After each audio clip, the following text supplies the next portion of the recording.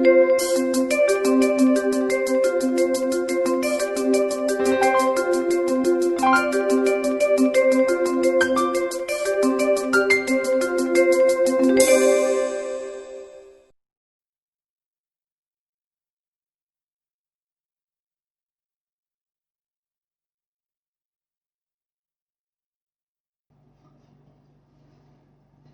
बार फिर आपका इकोनॉमिक्स की क्लास में स्वागत है।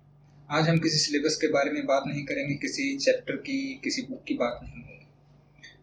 अब आप सोच रहे होंगे कि ये टीवी स्क्रीन पर न्यूज़ जैसा क्या चल रहा है। तो अगर आपको थोड़ा सा याद हो, जब हमने +1 के अंदर अपना फर्स्ट लेक्चर जो आपने देखा होगा, उसके अंदर मैंने आपको कुछ न्यूज़ दिखाई थी, न्यूज़ की कटिंग्स दिखाई थी। उनके अंदर कुछ ऐसी ही बातें थी, share market, Sensex, Nifty, repo rate, RBI, कुछ ऐसी बातें। बिल्कुल एक ऐसी ही न्यूज है आज।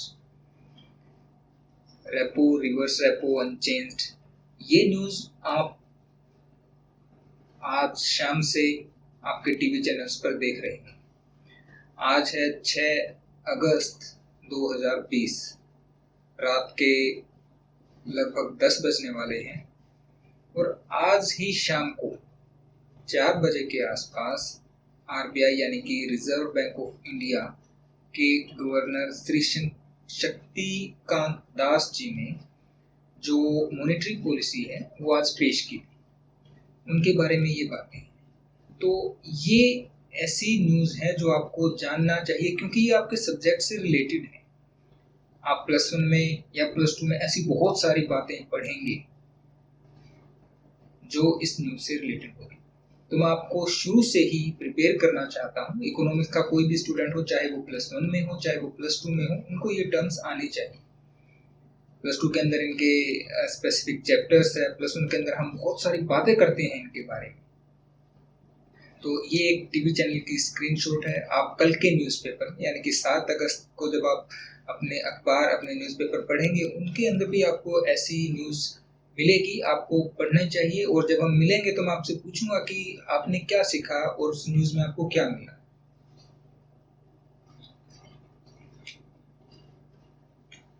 आइए अब हम आगे बढ़ते हैं और जानने की कोशिश करते हैं। सबसे पहले बात करते हैं भारतीय reserve bank, reserve bank of India. क्या चीज है? केंद्रीय बैंक है, सेंट्रल बैंक है भारत का, ऑफ कोर्स सरकारी है।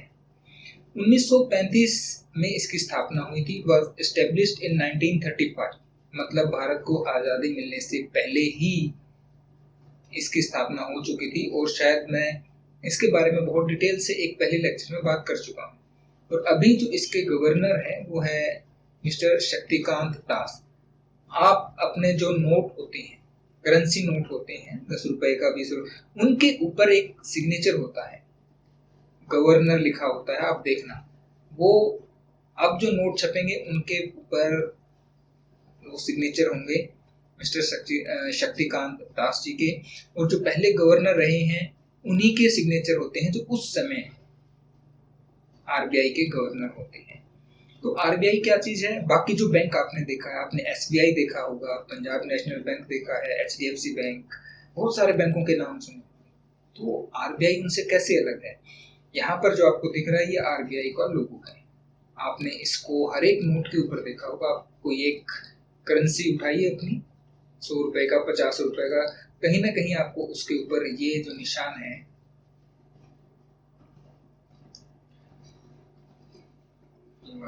ये आपको उसके ऊपर दिखेगा, भारतीय रिजर्व बैंक का लोगो। तो आरबीआई में क्या खास बात है? इसे हम जनरली आरबीआई बोलते हैं। करेंसी इशू करता है, मतलब जब हम बोलते हैं नोट छापता है, ये बैंक भारत के लिए, भारत सरकार के लिए नोट छापने का काम करता है। और कोई बैंक नोट नहीं छाप सकता है। बैंक टू द गवर्नमेंट, जो सरकार होती है, ये उसके लिए बैंक का काम करता है। सरकार इससे लोन लेता है, इसके अंदर अपने पैसे जमा करवाता है, जब भी जरूरत पड़ती है तो रिजर्व बैंक का उपयोग करता है। और अर्थव्यवस्था को संभालने के लिए बहुत सारी पॉलिसीज होती है, कंट्रोल करने के लिए भी आरबीआई का प्रयोग किया जाता है। सुपरवाइजर ऑफ बैंक्स, जो दूसरे बैंक है, जो कमर्शियल बैंक है, व्यवसायिक बैंक जिनको हम बोलते हैं, जो मैंने आरबीआई के अलावा जितने भी बैंक आप जानते हैं वो सारे कमर्शियल बैंक्स होते हैं, उनका ये सुपरविजन करता है, उनको रेगुलेट करता है। उनको ध्यान रखता है कोई गड़बड़ ना करे या कैसे उनको ऑपरेट करना है, उनके लिए नियम बनाता है। अभी भारतीय रिजर्व बैंक के गवर्नर है मिस्टर शक्तिकांत दास, ये मैं आपको पहले बता चुका हूँ। इसके अलावा रेगुलेटर ऑफ मनी सप्लाई, जो अपनी अर्थव्यवस्था है उसके अंदर कितनी लिक्विडिटी होनी चाहिए, मतलब कितना पैसा सिस्टम के अंदर होना चाहिए, उसको कंट्रोल करने का काम भी आरबीआई करता है। और ये जो मॉनेटरी पॉलिसी आती है जो कि आज आई है, उसके द्वारा ये होते हैं। तो इसके पास कौन कौन से टूल्स हैं उनके बारे में हम थोड़ी सी बात करेंगे। तो उससे पहले मैं आपको बताता हूँ मुख्य बिंदु, जो हाइलाइट्स थी बहुत सारी रही होंगी, लेकिन हम कुछ कॉमन सी बात करेंगे जो हम ज्यादा सुनने को या सीखने को जाएंगे अपनी बुक के अंदर। सबसे पहली है रेपो रेट अनचेंज्ड एट 4%। जो रेपो दर है वो उसमें बदलाव नहीं किया गया है, वो पहले भी 4% थी, अभी भी आज के बाद भी वो 4% रहेगी। रेपो रेट क्या होती है ये मैं भी आपको बताऊंगा। और रिवर्स रेपो रेट, इसको हिंदी में भी ऐसे ही बोला जाता है, हिंदी में इसके लिए कोई अलग से वर्ड नहीं है, तो इसको हम रेपो रेट ही बोलेंगे। रेपो दर बोल देते हैं, रेट को हिंदी में दर बोलते हैं। तो हिंदी में अगर आप पढ़ेंगे तो आपको मिलेगा रेपो दर में कोई बदलाव नहीं। Reverse repo rate unchanged at 3.35%। तो रिवर्स रेपो दर थी वो उसमें भी बदलाव नहीं किया गया, वो पहले 3.35% थी, अब भी उतनी ही है। अब रेपो जो वर्ड है उसका फुल फॉर्म क्या है, उसका फुल फॉर्म है रीपर्चेजिंग ऑप्शंस। देखिए यहाँ पे लिखा है रीपर्चेजिंग ऑप्शंस, या इसको रीपर्चेजिंग अरेंजमेंट भी बोलते हैं। तो होता क्या है, चलो इनके बारे में थोड़ा सा नेक्स्ट स्लाइड में आप डिटेल में पढ़ेंगे कि क्या चीजें हैं। कुछ टर्म्स हैं, सबसे पहले आती है बैंक रेट, फिर है सीआरआर जिसे हम कैश रिजर्व रेशो बोलते हैं, नकदी रेशो भी बोला जाता है। उसके बाद है एसएलआर स्टेट्यूटरी लिक्विडिटी रेशो। ये जो अभी दर चल रही है, बैंक रेट है 4.25%, सीआरआर है 3%, एसएलआर है 18%। इनके बारे में आइए थोड़ी सी हम जानकारी लेते हैं, बैंक रेट क्या होती है। तो सबसे पहले जब हम बात करते हैं बैंक रेट, इसको हिंदी में बोलते हैं बैंक दर।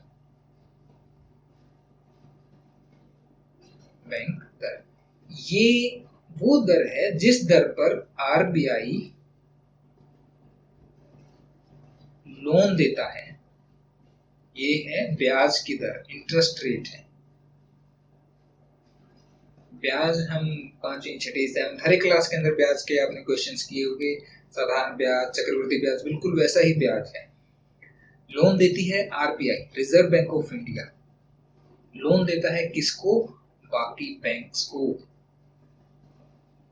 एसबीआई हो गया, पीएनबी, ओबीसी, एचडीएफसी, जितने भी बैंक के नाम आपने सुने हैं उन बैंकों को आरबीआई लोन देता है इस दर के ऊपर। उस दर को बोलते हैं बैंक रेट या बैंक दर। अब देखिए बैंक को भी तो पैसा चाहिए होता है, वो आपको लोन देता है, इंडस्ट्रीज को लोन देता है, कहाँ से आएंगे पैसे? कुछ तो हम लोग डिपॉजिट करवाते हैं, अपने पैसे कहाँ रखे होते हैं, बैंक के अंदर। कुछ पैसे तो होते हैं वो, और कुछ पैसे जो बाकी बैंक है वो आरबीआई से लेते हैं। तो जिस रेट पर बैंक आरबीआई बाकी बैंकों को लोन देता है उसे बैंक रेट कहा जाता है। अभी यह बैंक दर कितनी है, 4.25%। और मैंने पहले ही दिन, शायद पहले या दूसरे चैप्टर में आपको कहा था कि ये जो प्रतिशत है इसको आप बहुत अच्छी तरह से समझ लीजिए, क्योंकि इसके बिना हर एक दूसरी लाइन आएगी उसके अंदर हम परसेंटेज का यूज करेंगे, इसके बिना अपना गुजारा नहीं। You must learn percentage. चलिए इसके बाद बैंक दर होगी। सीआरआर क्या होता है? सीआरआर से पहले हम बात करते हैं रेपो रेट। रेपो रेट ऐसे हिंदी में बोलेंगे रेपो दर, और रेपो की फुल फॉर्म आपको बता चुका हूं, रीपर्चेजिंग ऑप्शंस या रीपर्चेजिंग अरेंजमेंट। होता क्या है, बैंक को लोन लेना था, एक तरीका तो हमने कहा कि बैंक सीधा लोन लेता है, एक वो होते हैं लॉन्ग टर्म लोन, लंबे समय के लिए जो लोन दिए जाते हैं वो। एक होते हैं शॉर्ट टर्म। शॉर्ट टर्म इसका मतलब क्या हुआ, थोड़े समय के लिए बैंक को उधार चाहिए, किससे, आरबीआई से। आरबीआई लोन देता है किसको, बाकी बैंक्स को। किसके लिए? शॉर्ट टर्म के लिए, थोड़े दिनों के लिए, 1 दिन के लिए, 5 दिन के लिए ऐसे लोन देता है। उस केस में आरबीआई बोलता है बैंक को, भाई कुछ सिक्योरिटी दो मुझे। जैसे हम जमीन गहन रखते हैं या हम कहीं गिरवी रखते हैं, जो गिरवी रखने वाली बात है ना, बिल्कुल ऐसा ही आरबीआई बोलता है बाकी बैंक को, भाई कुछ गिरवी रखो। तब वो गिरवी क्या रखते हैं? कुछ गवर्नमेंट की सिक्योरिटीज होती है, मतलब कुछ बॉन्ड होते हैं, जो सरकारी बॉन्ड होते हैं, सरकारी पत्र होते हैं। अगर आपने कभी सुना हो किसान विकास पत्र, ऐसे कुछ पत्र होते हैं, ऐसे कुछ बहुत तरह के बॉन्ड्स होते हैं, उनको हम सिक्योरिटीज बोलते हैं। तो ये सिक्योरिटीज बैंक आरबीआई के पास गिरवी रखता है और आरबीआई उसको पैसा दे देता है। अब इसमें खास बात क्या हुई, यहाँ पे रेपो वर्ड का मीनिंग पता चलता है। रेपो का मतलब है रीपर्चेज ऑप्शन। तो बैंक ने अपनी सिक्योरिटी दी, ये आरबीआई है, इसके पास क्या है? पैसा है, ये आर मैंने पैसे के लिए लिखा है। ये बैंक है, इसके पास सिक्योरिटीज हैं। आरबीआई ने बैंक को पैसा दिया, बैंक ने सिक्योरिटी पे दे दी। कंडीशन ये होती है कि बैंक को ये सिक्योरिटीज वापस खरीदनी पड़ेगी, और वापस खरीदने को अगर हम इंग्लिश में लिटरली ट्रांसलेट करें तो उसका मतलब होता है रीपरचेज। आपको दोबारा खरीदनी पड़ेगी, इसीलिए इसको रेपो रेट बोला जाता है। समझ में आ गई बात? तो ये जो दर है ये अभी 4% है। अब देखो, जो बैंक दर थी वो थी 4.25%। अगर आप कहोगे भी 0.25% से क्या फर्क पड़ता है, बहुत ज्यादा फर्क पड़ता है, करोड़ों रुपए का फर्क पड़ जाता है बैंक के लिए। अगर आप 1-2 लाख रुपए की बात करोगे उसमें कोई बहुत ज्यादा फर्क नहीं पड़ेगा, लेकिन जहाँ करोड़ों अरबों रुपए की बात हो, बहुत ज्यादा फर्क पड़ता है इससे। 0.05 बेसिस पॉइंट से भी अगर हम ऊपर नीचे हो जाए तो करोड़ों रुपए इधर उधर हो जाते हैं। तो आपको रेपो रेट समझ आ गई होगी। ये वो दर है जिस पर आरबीआई लोन देता है दूसरे बैंकों को शॉर्ट थोड़े समय के लिए, और इसके बदले में उन्हें वो क्या देते हैं? बैंक सिक्योरिटीज देते हैं जो उन्हें वापस खरीदनी पड़ती है। दूसरी टर्म थी रिवर्स रेपो। ये है 3.35%। रिवर्स रेपो क्या होती है कि आरबीआई के पास ज्यादा पैसे हो गए, बैंक के पास ज्यादा पैसे हैं, फालतू पड़े हैं, तो बैंक क्या करता है? ये पैसे आरबीआई के पास जमा करवा देता है। जैसे हम बैंकों में जमा करवाते हैं, वैसे जो ये कमर्शियल बैंक है वो अपने पैसे आरबीआई के पास जमा करवाते हैं। तो आरबीआई के पास जो सिक्योरिटीज होती है वो बैंक को दे देता है। अब उल्टा चल रहा है। अब आप एक चीज ध्यान रखना, ये है आरबीआई और ये है बैंक। अब इसके बैंक के पास रुपए फालतू है, ये रुपए देना चाहता है बैंक को, आरबीआई को, कि जमा कर ले। और तब आरबीआई क्या करता है? अपनी सिक्योरिटीज, जो गवर्नमेंट सिक्योरिटीज होती है, वो बैंक को दे देता है। यहाँ भी रेपो होता है, मतलब रीपर्चेज ऑप्शन, कि आरबीआई को ये वापस खरीदनी पड़ेगी। तो ये जो लोन मिलता है, ये जो पैसे जमा होते हैं, इनके ऊपर आरबीआई ब्याज देता है 3.35%, जो अभी रेट है। मान लीजिए कि बैंक के पास 100 रुपए थे, यहाँ पर आरबीआई को जमा करवा दिए। जब आरबीआई वापस बैंक को देगा तो वो 103.35 रुपए देगा। ये होता है ब्याज का मूल्य। तो अब आपको रेपो रेट और रिवर्स रेपो रेट समझ आ गए होंगे। बैंक रेट हम पहले ही कर चुके हैं। सीआरआर क्या होता है? तो आइए देखते हैं। CRR cash reserve ratio. अब मान लीजिए ये कोई बैंक है, इसके अंदर लोगों ने 1, 2, 3, 4 लोगों ने 20-20 या 25-25 रुपए जमा करवाए। सबने, बैंक के पास कितने हो गए? 100 रुपए हो गए। तो आरबीआई बोलता है कि इस 100 रुपए का कुछ प्रतिशत तुम मेरे पास जमा करवाओ। मान लीजिए अभी अगर हम देखें तो शायद ये चलो हम इसको कंफर्म बाद में करेंगे, कितने परसेंट। मान लीजिए 3% है, आरबीआई 3 से 15% तक इसको रख सकता है। मान लीजिए सीआरआर भी 3% है। तो सीआरआर अगर 3% है तो और बैंक के पास 100 रुपए जमा है बाहर वाले लोगों के, कंपनियों के और लोगों के, अपने जो इससे आरबीआई से लोन लिया था वो नहीं, जो हम जैसे लोगों ने या कंपनियों ने इसके अंदर जमा करवाए हैं वो है 100 रुपए। तो आरबीआई बोलता भी 3 रुपए तुम मुझे दो और अपने पास रखो 97, ताकि अगर तुम्हारा कल को हालत खराब हो जाए तो ये 3 रुपए में लोगों में कुछ वापस बांट सकूं। ये होता है सीआरआर। ये नगद रुपए वहां रखने पड़ते हैं।